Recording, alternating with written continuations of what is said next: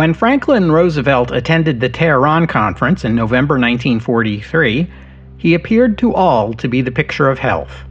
Eyewitnesses at the conference described him as healthy, energetic, and cheerful.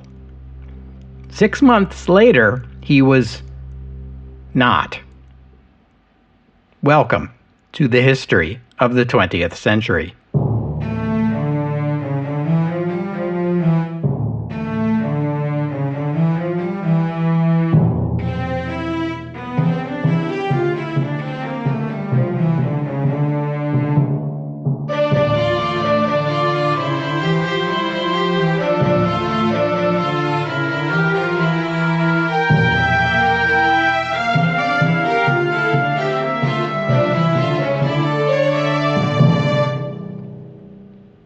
Episode 439, Dr. Win the War.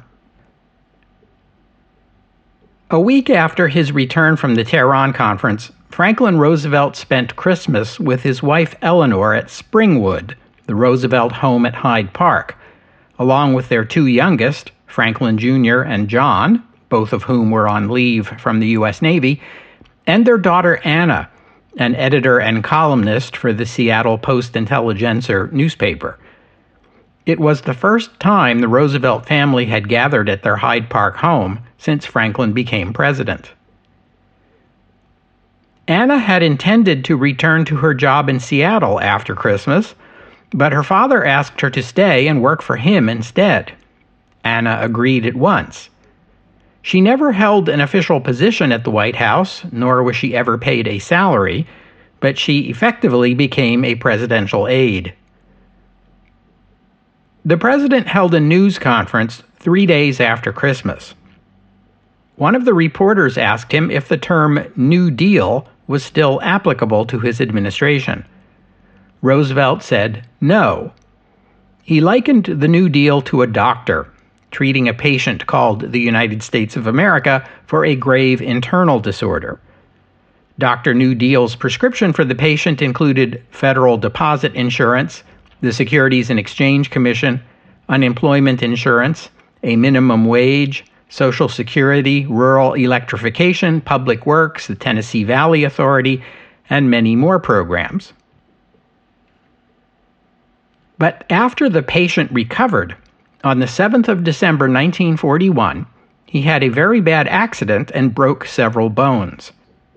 Dr. New Deal was an internist, so he brought in his associate, an orthopedic surgeon called Dr. Win the War, to treat the patient. Today, the patient was back on his feet and no longer using crutches, the president continued, but he wasn't completely well yet and would not be until he won the war. A quick-witted reporter asked a follow-up question. Does all that add up to a fourth-term declaration? Roosevelt replied, "Oh, now, we are not talking about things like that right now." By early 1944, it was evident the 62-year-old president's health was declining. He always had circles under his eyes, but now they were darker. He was chronically tired. His hands shook. In late March, he developed a fever of 104 degrees Fahrenheit. He canceled all his appointments and stayed in bed for a week. His daughter Anna became concerned and discussed her father's health with his doctor, Admiral Ross McIntyre, the president's personal physician, and also the U.S. Navy Surgeon General. She asked what was wrong with him. McIntyre replied that it was simply influenza and he would recover. Anna was not satisfied with his answer. She was asking about more than the flu. "Do you ever take his blood pressure?" she asked. The question offended McIntyre. "When I think it's necessary." Apparently, McIntyre hadn't thought it was necessary for 3 years. The last time anyone checked Roosevelt's blood pressure was in February 1941. At that time, the then 59-year-old's blood pressure had measured 188 over 105. Do those numbers horrify you? They certainly horrify me. In our time, these numbers would amount to a flashing red light and a loud siren going off. They would trigger immediate and serious medical intervention. But this was not our time. In the 1940s, high blood pressure was thought to be a natural part of the aging process. Arteriosclerosis was also thought to be a natural part of aging. It narrowed the arteries, forcing the heart to pump harder to ensure the patient's organs and extremities got the blood supply they needed. In the 1940s, taking action to lower the blood pressure of an older person was thought to be dangerous. Anna was unsatisfied, so she arranged for her father to get an examination at Bethesda Naval Hospital on March 27th. The doctor conducting the exam was another naval officer, Lieutenant Commander Howard Bruin, a cardiologist from Columbia Presbyterian Medical Center in New York City. Prior to the exam, McIntyre instructed Bruin to report his findings directly to him and say nothing to the president. As soon as Roosevelt appeared, Bruin could tell that something was very wrong. Roosevelt's face was pale. His lips and fingertips had a bluish tint. The president appeared to be having difficulty breathing. His blood pressure was 186/108. When Bruin listened to his heart through a stethoscope, he heard the distinctive sound of mitral valve failure. An X-ray confirmed that the president's heart was seriously enlarged. It was a case of congestive heart failure. To Bruin, this was obvious, so obvious he could not understand why McIntyre had not already diagnosed it. He followed his instructions and said nothing to Roosevelt, but sent his diagnosis to McIntyre along with a prescribed treatment: digitalis for his heart, codeine for his cough, lots of rest, and sleeping pills to ensure he got a good night's sleep every night. McIntyre told him, "You can't simply say to him, 'Do this or that.' This is the President of the United States."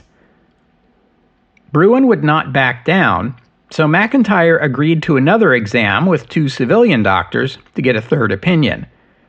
These 2 doctors fully agreed with Bruin, and in light of the seriousness of Roosevelt's condition, advised that he be given the full facts concerning his health. McIntyre would not agree to that.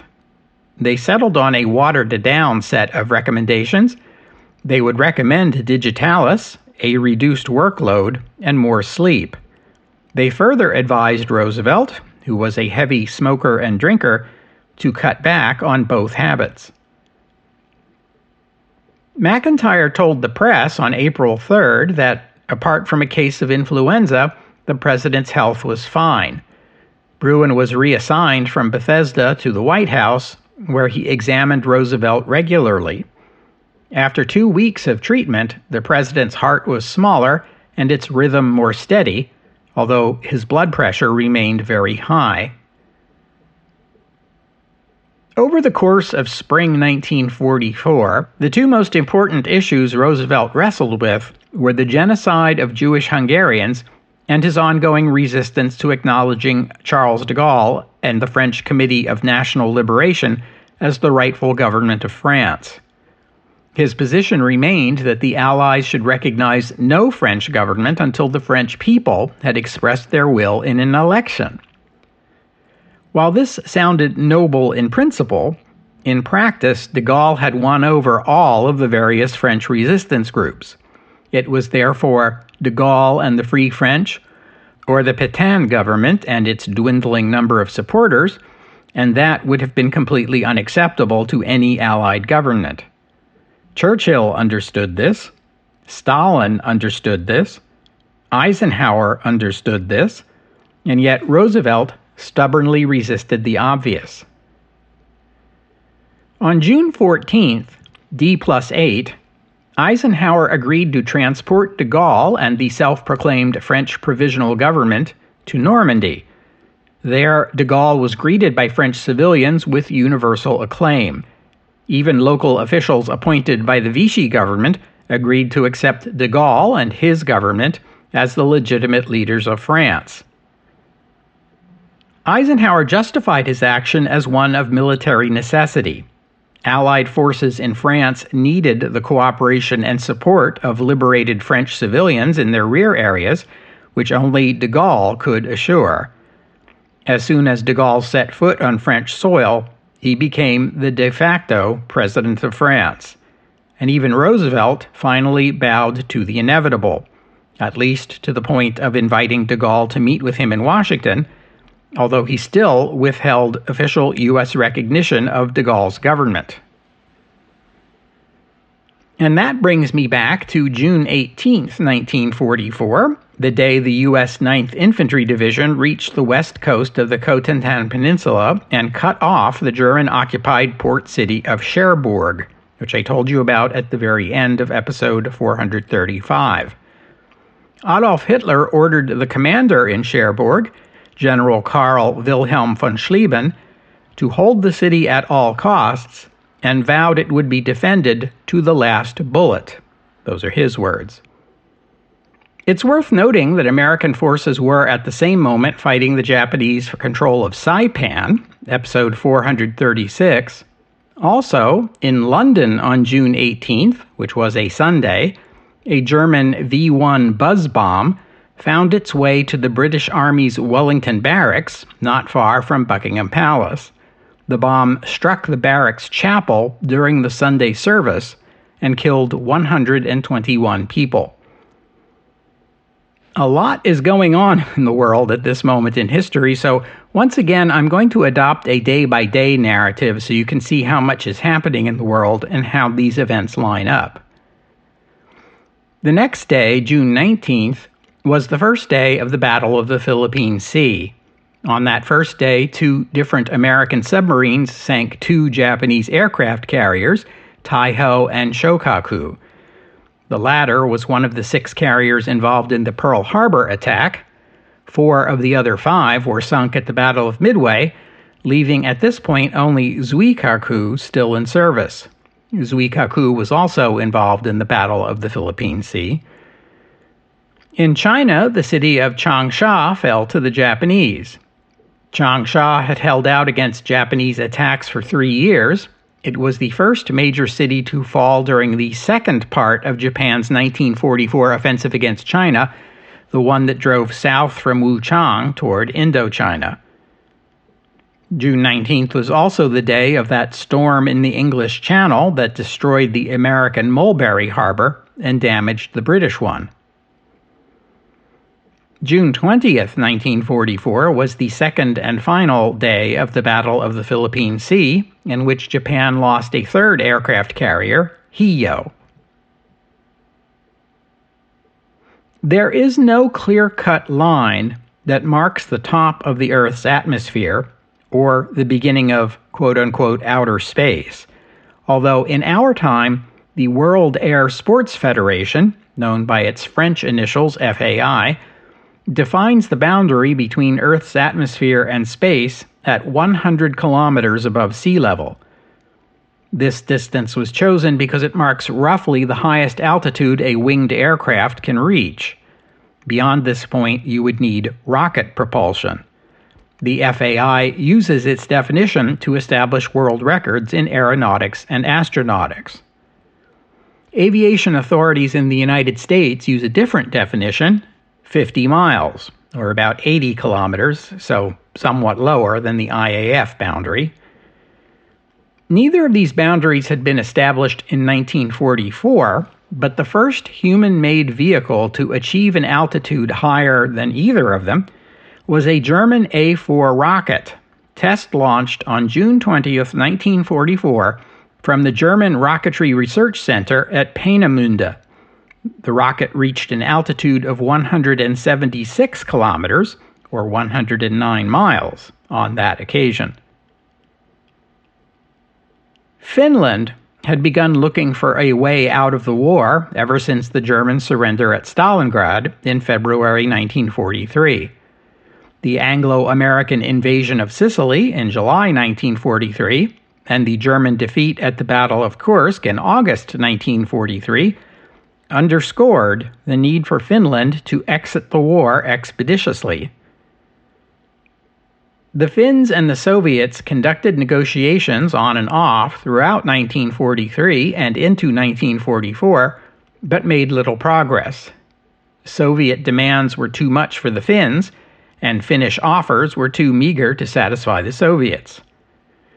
In the spring of 1944, the Soviets began a bombing campaign which they hoped would force Finnish capitulation, but the bombing was, as usual, less effective than hoped. The Red Army broke the siege of Leningrad in January 1944. The offensive drove the German Army Group North back as far as the border of Estonia. Helsinki warned the German government that if it abandoned Estonia, Finland would become isolated and would be forced to accept Soviet peace terms. On June 9, 1944, D+3, the Red Army began an offensive north along the Karelian Isthmus that included the intense artillery bombardments that were becoming a standard part of Soviet offensives. The Finnish defensive line broke the very next day. On June 20th, the Red Army marched into Viipuri. Once the second largest city in Finland, Viipuri was ceded to the Soviet Union following the Winter War. When the Finns entered this war, or began the continuation war, which is what the Finns would say, they recaptured and annexed Viipuri. Now the city was lost for a second time, and Finland's military position was dire. This offensive against Finland was the first Red Army offensive since the one that began back in January that broke the siege of Leningrad. With the Western Allies landing in Normandy and building up their forces, it puzzled the German military leadership that the Eastern Front had remained so quiet. Most German military leaders, up to and including Hitler, expected a Soviet offensive, but they expected it along the southern part of the front, where the Red Army had advanced farthest.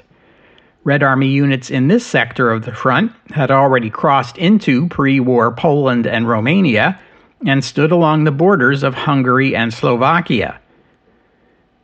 Hitler saw the Soviet offensive against Finland as confirmation that an offensive in the south was coming. To him, it was clear that Stalin's strategy was to force the capitulation of Germany's allies, beginning with Finland in the north. Soon, an offensive in the south would attempt to force Romania, Hungary, Slovakia, and Bulgaria to seek peace and leave Germany isolated without allies. The Red Army might possibly be interested in a northern offensive.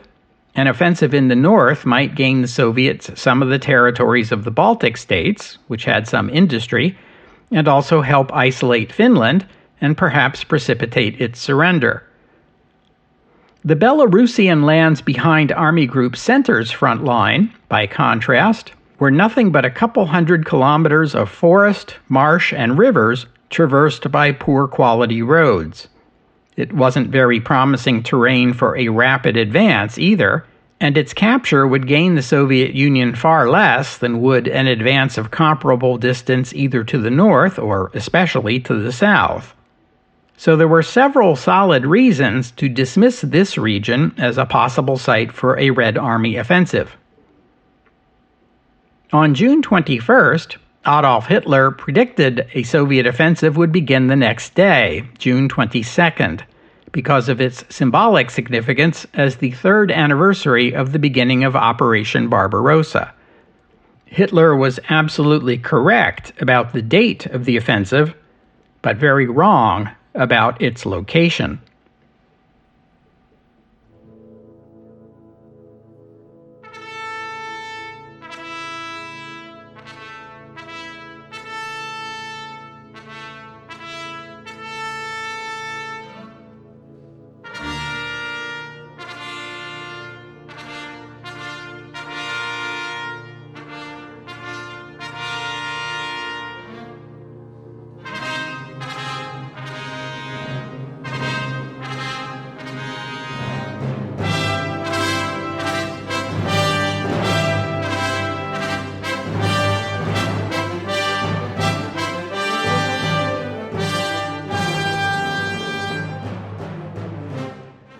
Stavka, the Red Army's general staff, had been planning its 1944 summer offensive since March.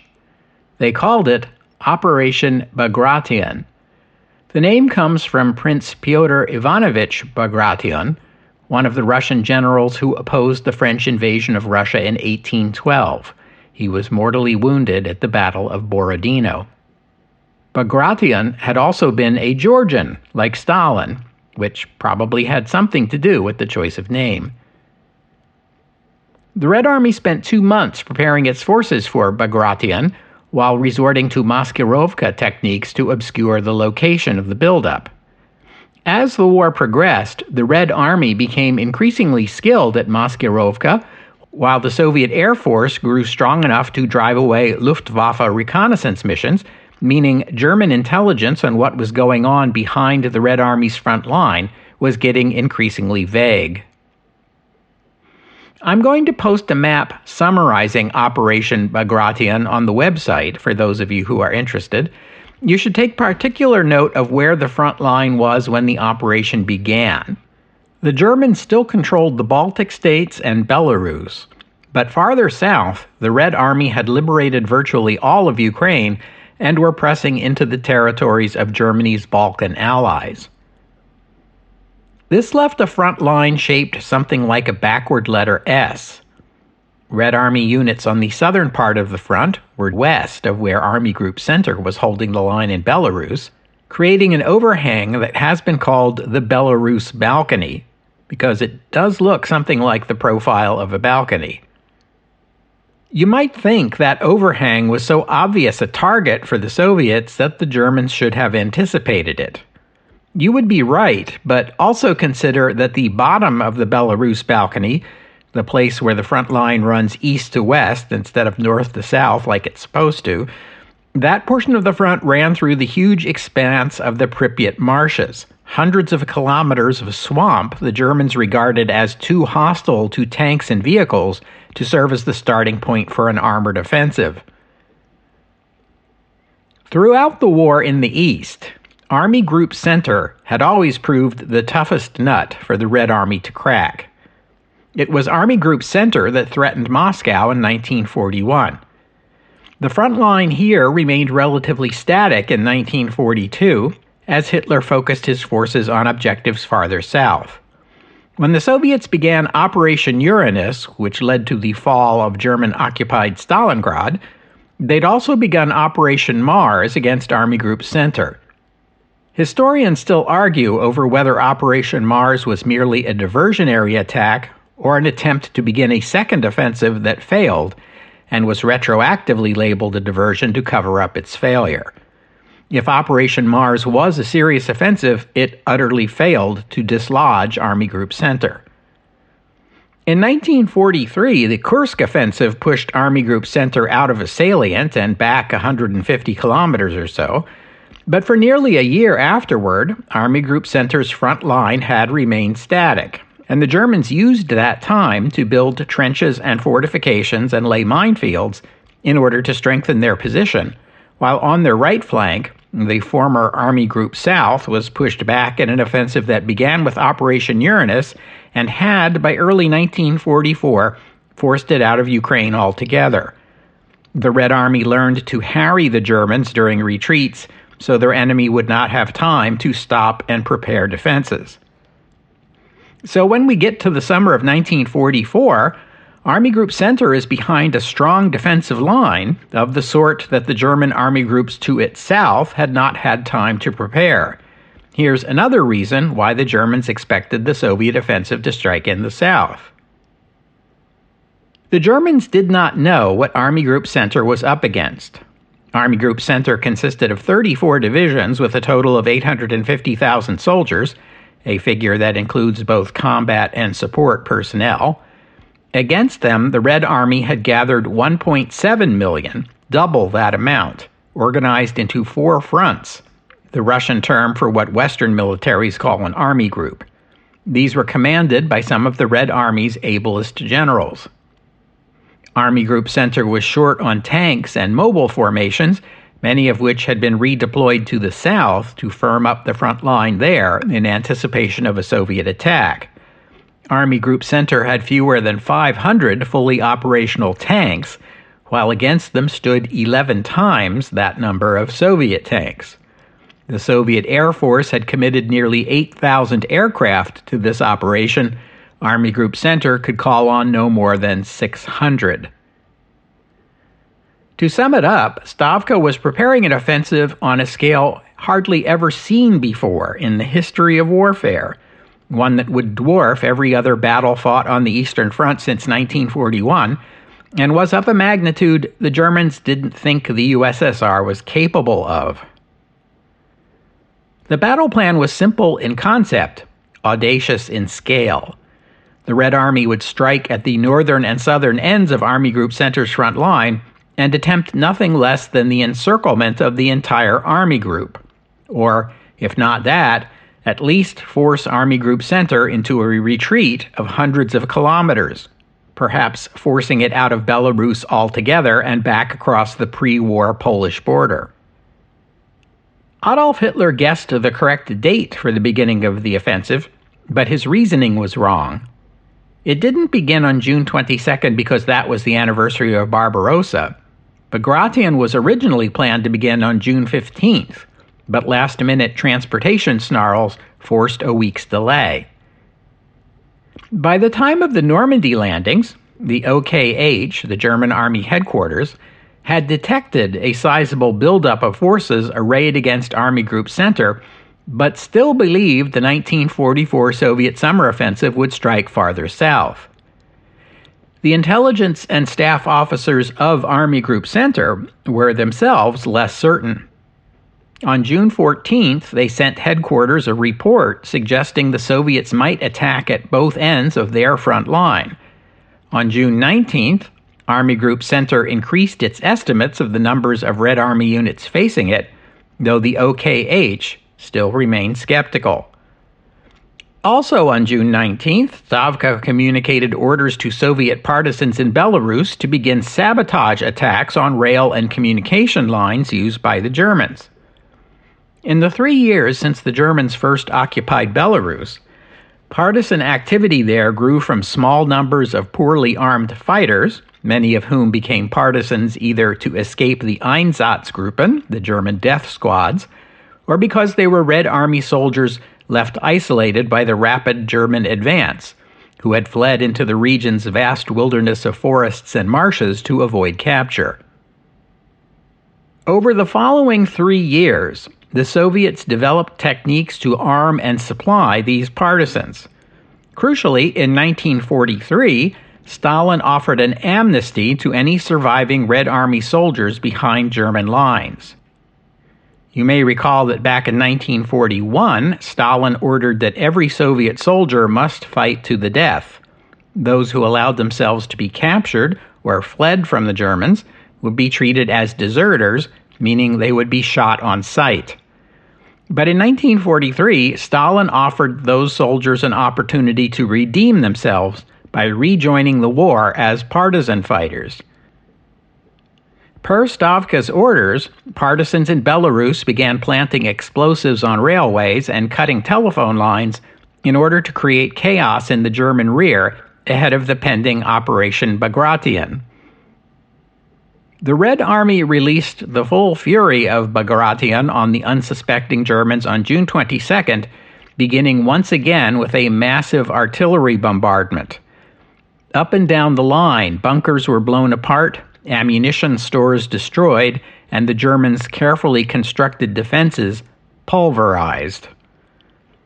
At the northern end of their line, Army Group Center held the city of Vitebsk, which formed a small salient in the Soviet line, and which Hitler had designated one of his Festplätze, fortified points, because of course he did. The Soviet First Baltic Front attacked the German line north of Vitebsk. German units in that sector were quickly forced to retreat. A whole other front, the Third Belarusian, easily broke through the German line south of Vitebsk. Their orders were to penetrate to the German rear, where some forces would turn right and assist the First Baltic Front in encircling Vitebsk. The rest would turn left and assist in the encirclement of the city of Orsha. Orsha was another Festaplatz, naturally, but it was also particularly important because it lay on the highway between Moscow and Minsk, the capital of Belarus. Farther south still, the Second Belarusian Front began an offensive against German defenders in the city of Mogilev, another Festaplatz meant to anchor the southern end of Army Group Center's front line. Here, the Germans held the line initially, inflicting heavy casualties on the Red Army. But when you outnumber your foe 2-1, you can take some casualties and keep on fighting.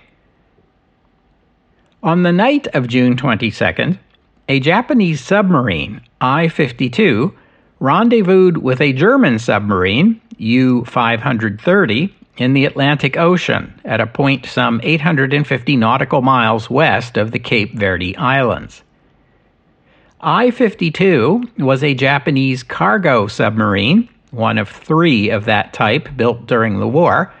The newly commissioned submarine left Japan in March 1944 on a voyage that took it to Singapore, then across the Indian Ocean, around the southern tip of Africa, and then northward in the Atlantic Ocean toward the French port of Lorient.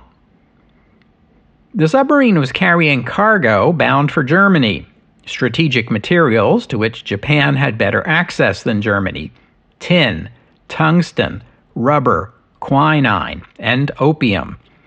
It also carried over 2 tons of gold, payment to Germany in exchange for access to German technology, in the form of 14 passengers, Japanese engineers, who would be given the opportunity to study some of Germany's advanced weapons. On June 6, 1944, the sub was between the Azores and the Canary Islands when it received a coded radio message from the Japanese naval attaché in Berlin. The message explained that the Western Allies had made an amphibious landing at Normandy today. Since the situation in France was unsettled, I-52 would be rerouted to Norway. I-52 was low on fuel, so as a first step, it was ordered to turn southwest and rendezvous with a German submarine on June 22nd. But the Japanese didn't know that the Americans had broken their naval code. The Allies were aware of the voyage of I-52, but the interception of this message provided a golden opportunity. The sub had reported to the attaché its position in the Atlantic, so the Americans knew where it was. Better still, they had the rendezvous order, so they knew where the sub was going to be on June 22nd. The U.S. Navy put together a task force from ships docked at Casablanca, consisting of 1 escort carrier and 5 destroyer escorts. The carrier's complement included 9 American Avenger torpedo bombers. On the evening of June 22nd, I-52 made its rendezvous with U-530. The German submarine shared some of its fuel and transferred to the Japanese a radar detector and an Enigma machine, along with 2 German sailors and 1 officer who would help the Japanese submarine find its way. The following night, just before midnight, one of the American Avenger torpedo bombers on patrol picked up I-52 on its radar. The plane dropped flares to illuminate the sea and followed these with a couple of depth charges.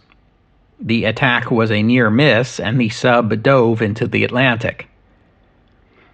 Here, the American plane employed 2 of the latest pieces of American naval technology. First, it dropped a sonobuoy, that is, a buoy with an underwater microphone that would transmit what it heard back to the aircraft, and it heard I-52's propellers loud and clear.